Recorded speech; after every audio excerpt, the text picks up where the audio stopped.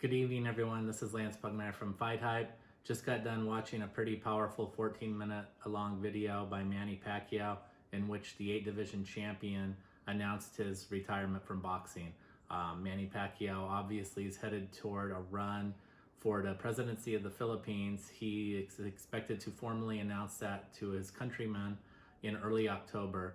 And there's a window. The way it works in the Philippines is that formal campaigning won't begin until February. So there was some speculation by people who watched his very close fight against Yordenis Ugas, in which Pacquiao lost for the WBA welterweight title, that maybe he would consider a rematch with Ugas. But I think with everything that's going on and him expecting a very competitive race for that presidency, Pacquiao has now decided to end his boxing career, again, on a very emotional statement, and he is going to be headed toward that run, which will take place with a May 2022 election. Look, I've covered many of Manny's fights. I actually was sort of late to the game. I missed his breakout performance against Marco Antonio Barrera in San Antonio, Texas, but I remember being over at one of my friend's house, and it was a fight night, and he said, let's watch the Pacquiao-Eric Morales fight.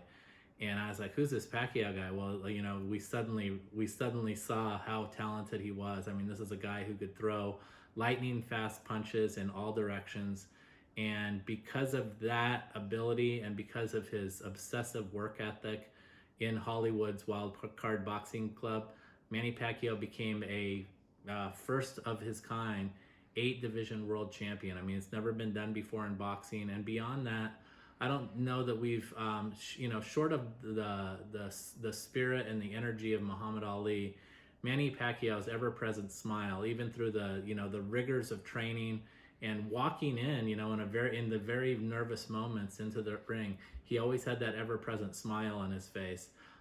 This was a guy who was definitely a self-made man out of the Philippines, who rose from poverty, had once stood on street corners selling rice that he would, and the profits he would take back to his mother for dinner that night. And this was a guy who was really just an amazing individual who wants to now return to the Philippines and care for the underprivileged in his country, and uplift them the way that people around him uplifted him his entire life. So it's a very telling story. It's a very powerful story. But again, going back to his success in the boxing ring, what I can remember most about Pacquiao is when I first started covering him, it was during the height of this incredible run that he had between 2006 and 2012. I mean, he was defeating the likes of Marco Antonio Barrera in a rematch, Eric Morales.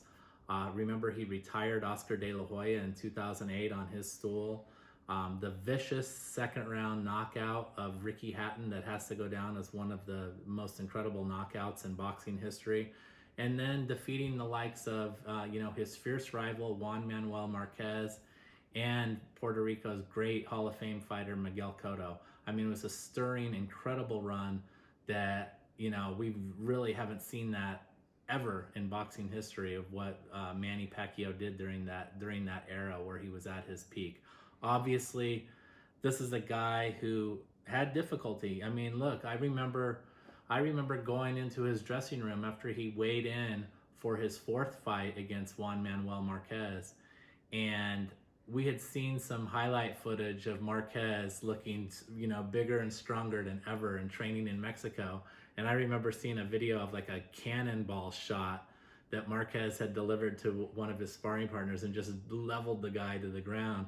And I remember talking to Manny in that post weigh-in while he was eating some chicken and rice and everything around him. And I said, Manny, have you seen what Marquez has been doing in training? Have you seen how big he is now?